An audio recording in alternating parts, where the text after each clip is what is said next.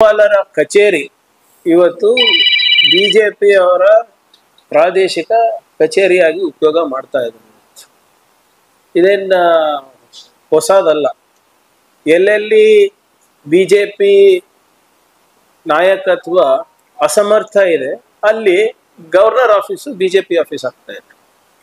ಕೇರಳ ತಗೊಳ್ಳಿ, ವೆಸ್ಟ್ ಬೆಂಗಾಲ್ ತಗೊಳ್ಳಿ, ತಮಿಳುನಾಡು ತಗೊಳ್ಳಿ, ಮಹಾರಾಷ್ಟ್ರ ತಗೊಳ್ಳಿ, ಕರ್ನಾಟಕ ತಗೊಳ್ಳಿ, ಇಲ್ಲೆಲ್ಲಾನು ಕೂಡ ಆ ಸಂವಿಧಾನದ ಹುದ್ದೆಯನ್ನ ದುರುಪಯೋಗ ಮಾಡಿಕೊಂಡು ಏನೋ ಕಾನೂನಾತ್ಮಕವಾಗಿ ಕರೆಕ್ಟ್ ಇದ್ದಂಗೆ ಬಿಂಬಿಸ್ಬಿಟ್ಟು ಇವತ್ತು ರಾಜಕೀಯ ಮಾಡ್ತಾ ಇದ್ದಾರೆ ಕೇಂದ್ರ ಸರ್ಕಾರದಲ್ಲಿ.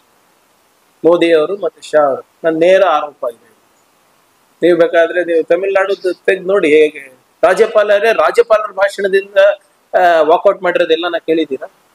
ಕೇರಳನಲ್ಲಿ ಸರ್ಕಾರದ ವಿರುದ್ಧ ಒಬ್ಬ ರಾಜ್ಯಪಾಲರು ಧರಣಿ ಕೊಡೋದು ಕೇಳಿದ್ದೀರಾ? ಬೆಳಿಗ್ಗೆ 5 ಗಂಟೆ ಬೆಳಗಿನ ಜಾವಕ್ಕೆ ಅಧಿಕಾರ ನಿಮ್ದು ಪ್ರಮಾಣ ವಚನ ಸ್ವೀಕಾರ ಮಾಡಿದ ಯಾವತ್ತನ ಕೇಳಿದ್ದೀರಾ? ಮಹಾರಾಷ್ಟ್ರದಲ್ಲಿ ಆಗಿಲ್ಲ. ಇವೆಲ್ಲ ಉದಾಹರಣೆಗಳಿದೆ. ವೆಸ್ಟ್ ಬೆಂಗಾಲ್ನಲ್ಲಿ ಕೇಸ್ ರಿಜಿಸ್ಟರ್ ಮಾಡಕ್ಕೆ ಇವ್ರು ಫೋನ್ ಮಾಡ್ತಾರೆ, ಗವರ್ನರ್ ಅವರು, ಅಗೇನ್ಸ್ಟ್ ಸಿಟ್ಟಿಂಗ್ ಚೀಫ್ ಮಿನಿಸ್ಟರ್. ಆಮೇಲೆ ನೋಡಿ, ಇದು ಸಿಂಪಲ್ ಇದೆ ಸರ್. ಸ್ವಲ್ಪ ದಯವಿಟ್ಟು ನನಗೆ 1 ನಿಮಿಷ ಕೊಡಿ. ಜುಲೈ 5ನೇ ತಾರೀಕು ಗವರ್ನರ್ ಅವರು CM-ಗೆ ಸರ್ಕಾರಕ್ಕೆ ಪತ್ರ ಬರ್ತಾರೆ. ನೋಡಿ, ಮಾಧ್ಯಮದಲ್ಲಿ ಇದೇನೋ 4,000 ಕೋಟಿ ರೂಪಾಯಿ ಹಗರಣ ಇದೆ ಅಂತ ಬರ್ತಾ ಇದೆ, ಏನಿದ್ರು ಅಂತ ಪರಿಶೀಲನೆ ಮಾಡಿ. ಅದಾದ್ಮೇಲೆ 15ನೇ ತಾರೀಕು ಮತ್ತೊಂದು ಲೆಟರ್ ಬರುತ್ತೆ.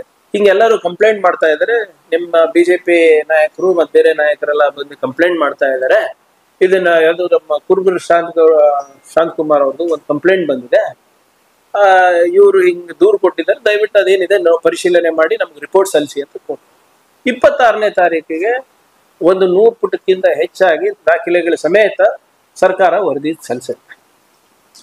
ಅಂದಿನ ಚೀಫ್ ಸೆಕ್ರೆಟರಿ ಅವರು ಮುದ್ದಂ ಹೋಗಿ ರಾಜ್ಯಪಾಲರಿಗೆ ಭೇಟಿ ಆಗ್ತಾರೆ 26th. 1 ತಾಸು 1.5 ತಾಸು ಕೂತ್ಕೊಂಡು ಏನೇನಿದೆ ರಿಪೋರ್ಟ್ ನಲ್ಲಿ ಎಕ್ಸ್ಪ್ಲೇನ್ ಮಾಡ್ತಾರೆ. ಅವತ್ತಿನ ದಿನಾನೇ TJ ಅಬ್ರಾಹಂ ಅನ್ನೋರು ಒಂದು ದೂರನ್ನ ದಾಖಲಿಸ್ತಾರೆ.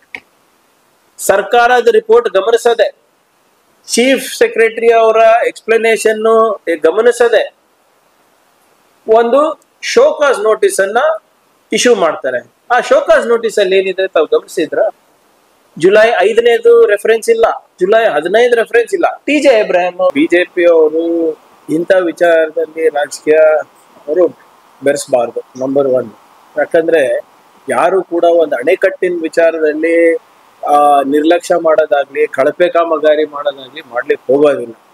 ಆಮೇಲೆ ಅದು ಒಂದು ಬೃಹತ್ ಅಣೆಕಟ್ಟು ಬಹಳ ವರ್ಷದಿಂದ ಇದೆ. ಅದಕ್ಕೆ ಟೆಕ್ನಿಕ್ಯಾಲಿಟಿ, ಅದ್ರ ಸ್ಟ್ರೆಂತ್ ಏನಿರುತ್ತೆ ಅವೆಲ್ಲಾನು ಕಾಲಕ್ಕೆ ಚೆಕ್ ಆಗ್ತಾನೆ ಇರುತ್ತೆ. ಈಗ ಕೆಲವು ಕೊಂಡಿಗಳಿರ್ಬೋದು, ಬೇರೆ ಬೇರೆ ವೀಕ್ ಆಗಿದೆ. ಅದು ಕಳೆದ 1 ವರ್ಷದಲ್ಲಿ ಆಗಿರಲ್ಲ, ಅದು ಹಲವಾರು ವರ್ಷದಿಂದ ಸ್ವಲ್ಪ ಇದು ಆಗಿ ಏನೋ ಲೂಸ್ ಆಗಿರ್ಬೋದು ಅಥವಾ ಬೀಳೋ ಹಂತಕ್ಕೆ ಬಂದಿರ್ಬೋದು, ಆಗಿದ್ಮೇಲೆ ಆಗಿರ್ತದೆ. ಸೊ ಇದರಲ್ಲಿ ರಾಜಕೀಯ ಮಾಡೋದು, ಇದು ಅವ್ರ ಫಾಲ್ಟು ಇವ್ರ ಫಾಲ್ಟು ಅಂತ. ಮತ್ತೆ ಇವ್ರ ಅವಧಿನಲ್ಲಿ ಎಷ್ಟು ಡ್ಯಾಮ್ಗಳಿಗೆ ಸ್ಟ್ರೆಂತ್ ಟೆಸ್ಟ್ ಅನಾಲಿಸಿಸ್ ಮಾಡಿಸಿದಾರೆ ಕೊಟ್ಬಿಡ್ಲಿ ಮನೆ.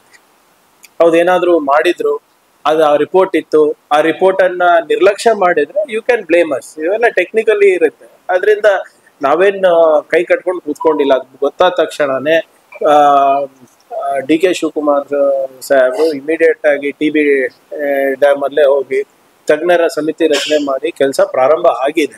15-16 ತಾರೀಕು ಒಳಗಡೆ ಕೆಲಸನೂ ಕೂಡ ಮುಗೀತದೆ ಅಂತ ಹೇಳ್ತಾ ಇದ್ದಾರೆ. ಸೊ ಅದರಿಂದ ಇದರಲ್ಲಿ ಅನಾವಶ್ಯಕವಾಗಿ ರಾಜಕೀಯ ಬೆರೆಸೋದು ಸರಿಯಲ್ಲ ಇಂಥ ವಿಚಾರದಲ್ಲಿ. ಮತ್ತೆ ಇವರು ಬೊಮ್ಮಾಯಿ ಸಾಹೇಬ್ರು ಇದ್ರಲ್ವ, ಮಿನಿಸ್ಟರ್ ಇದ್ರಲ್ಲ, ಚೀಫ್ ಮಿನಿಸ್ಟರು ಇದ್ರು, ಮತ್ತೆ ಇರಿಗೇಷನ್ ಮಿನಿಸ್ಟರು ಇದ್ರು. ಅವಾಗ ಎಲ್ಲಾ ಡ್ಯಾಮ್ದು ಸಮೀಕ್ಷೆ ಏನಾದ್ರು ಮಾಡಿಸಿದ್ರಾ? ಯಾಕೆ ಮಾಡಿಸಿಲ್ಲ? ಅವಾಗ ಗೋವಿಂದ್ ಕಾರಜೋಳ ಅವರು ಇದ್ರು. ಎಲ್ಲರೂ ಉದ್ದದ ಭಾಷಣ ಹೇಳ್ತಾರೆ. Actually technically feasibility strength feasibility ಯಾವ್ದಾದ್ರು ಅನಾಲಿಸಿಸ್ ಯಾರನ್ನ ಮಾಡಿಸಿಲ್ಲ. ಸುಮ್ಮನೆ ಇವಾಗ ಬಂದು ಪಾಠ ಹೇಳೋದಲ್ಲ ಸರ್. ಡ್ಯಾಮ್ ಇರೋದು ಕರ್ನಾಟಕದಲ್ಲಿ, ಅದು ಉಸ್ತುವಾರಿ, ಅದ್ರ ಮೇಂಟೆನೆನ್ಸ್ ಮಾಡೋದೆಲ್ಲ ಹೈದರಾಬಾದ್ ಸರ್. ಹಂಗಾಗಿ ಇವ್ರು ಮಾಡ್ತಾರೆ ಅಂತ ಅವ್ರು ಮಾಡ್ತಾರೆ. ಈ ರೀತಿ ಒಂದು ನೆಗ್ಲಿಜೆನ್ಸ್ ಇದೆ ನೋಡಿ. ಎವರ್ ಇಟ್ ಈಸ್ ಯಾಕಂದ್ರೆ ನಾನು ಹೇಳ್ದಂಗೆ ಇಟ್ಸ್ ಎ ಟೆಕ್ನಿಕಲ್ ಇಶ್ಯೂ. ಎಲ್ಲಿ ನಮಗೆ ಟೆಕ್ನಿಕಲಿ ಸೌಂಡ್ ಸ್ಟ್ರೆಂತ್ ಸಿಗುತ್ತೆ ಅಲ್ಲಿ ನಾವು ಹೋಗ್ಬೇಕಾಗ್ತದೆ. ಅದು ಡೆಲ್ಲಿದವ್ರು ಇರ್ಬೋದು, ಇಲ್ಲಿ ಆಂಧ್ರದವ್ರು ಇರ್ಬೋದು, ಬೆಂಗಳೂರದವ್ರು ಇರ್ಬೋದು. ನಮಗೆ ನೀರು ಉಳಿಸೋದಿದೆ, ರೈತರಿಗೆ ಒಳ್ಳೇದಾಗ ಮಾಡೋದಿದೆ. ಅದಕ್ಕೆ ನಾವು ಎಲ್ಲಿ ನಾವು ಟೆಕ್ನಿಕಲ್ ಎಕ್ಸ್ಪರ್ಟೀಸ್ ಇರುತ್ತದೆ ಅಲ್ಲಿ ನಾವು ಹೋಗ್ಬೇಕಾಗ್ತದೆ. ಎಷ್ಟೊಂದು ಸರಿ ನಾವು ನಮ್ಮ ಫೊರೆನ್ಸಿಕ್ ರಿಪೋರ್ಟ್ಸ್ ಅನ್ನ ನಾವು ಗುಜರಾತಿಗೆ ಕಳಿಸ್ತೀವಿ, ನಾವಿಲ್ಲಿ ಮಾಡ್ತೀವಿ, ಅದ್ರ ಜೊತೆಗೆ ಅಲ್ಲೂ ಕಳಿಸ್ತೀವಿ. ಒಂದೊಂದ್ಸರಿ ತೆಲಂಗಾಣ ಕಳಿಸ್ತೀವಿ, ತೆಲಂಗಾಣದವ್ರು ಇಲ್ಲಿ ಕಳಿಸ್ತಾರೆ. ಸೊ ಹಾಗಾಗಿ ಎಲ್ಲಿ ಎಕ್ಸ್ಪರ್ಟೀಸ್ ಇರ್ತದೆ ಅಲ್ಲಿಂದ ಎಲ್ಲಿ ಬೇಗ ಕೆಲಸ ಆಗುತ್ತೆ, ಸುಭದ್ರವಾಗಿ ಕೆಲಸ ಆಗುತ್ತೆ, ಅದನ್ನ ನಾವು ಮಾಡ್ಕೊಂಡು ನಮ್ಮ ಜವಾಬ್ದಾರಿ ಆಗುತ್ತೆ. ನನಗೇನು ಸಂಪೂರ್ಣವಾದಂತ ಐಡಿಯಾ ಮಾಹಿತಿ ಇಲ್ಲ. ಅಂದ್ರೆ ಈಗಾಗಲೇ ಇನ್ನ 3 ಫೀಟ್ ಏನೋ ನಿನ್ನೆ ಕಮ್ಮಿ ಆಗಿದೆ. ಬಟ್ ರೈತರಿಗೆ ಈ ಬಾರಿ ಮೊದಲೇ ಬೆಳೆಗೆ ಏನು ತೊಂದರೆ ಆಗೋದಿಲ್ಲ ಅಂತ ಬಹಳ ಸ್ಪಷ್ಟವಾಗಿ ಕೃಷಿ ಸಚಿವರು ಮತ್ತೆ ಇರಿಗೇಷನ್ ಮಿನಿಸ್ಟರ್ ಅವ್ರು ಹೇಳಿದ್ದಾರೆ. ಅದರ ಜೊತೆಗೆ 2ನೇ ಬೆಳೆಗೂ ಕೂಡ ಏನು ಮಳೆ ಏನು ತೊಂದರೆ ಇಲ್ಲ ಅಂತ ಕೂಡ ಮೆಟೀರಿಯಾಲಜಿ ಡಿಪಾರ್ಟ್ಮೆಂಟ್ ಹೇಳಿದೆ.